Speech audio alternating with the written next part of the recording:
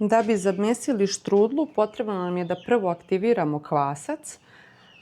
Za cijelo testo je potrebno 500 ml mlijeka, 700 g brašna, 1 maslac, 1 jaje, malo ćemo posoliti, a prvo ćemo pripremiti kvasac.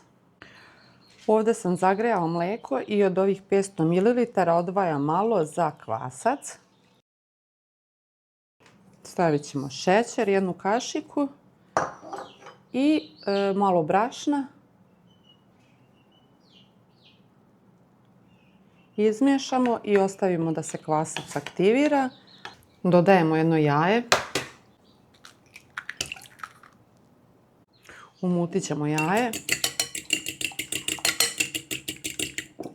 Dodajemo malo soli, otprilike pola kašičice do kašičicu. Dodajemo kvasac. Dodajemo i koricu narendanog limuna.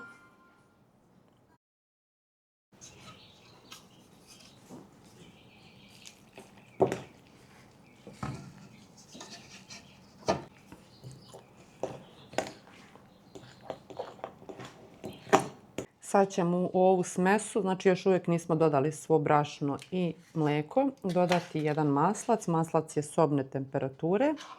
To sve zajedno utrljati i zamesiti. Može se dodati margarin.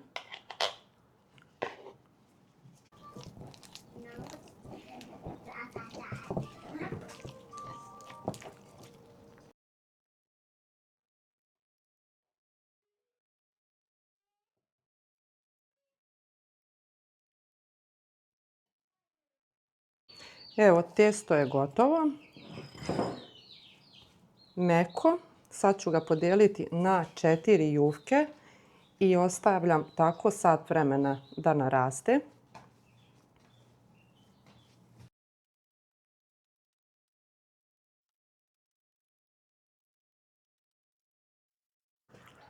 Pogledajte kako je mekano. Lijepo kao pamuk, kao oblak.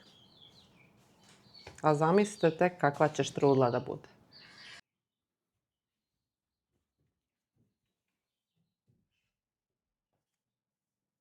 Sad se pobudi.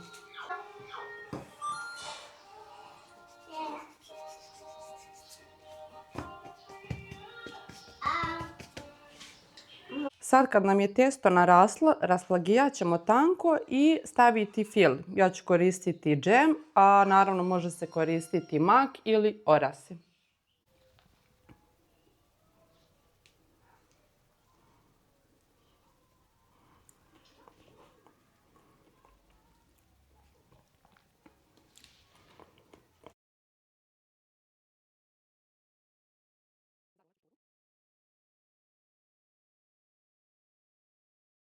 Sad ću štrudle ostaviti malo da narastu, a za to vrijeme ću ugrejati rernu. Otprilike 10 do 15 minuta.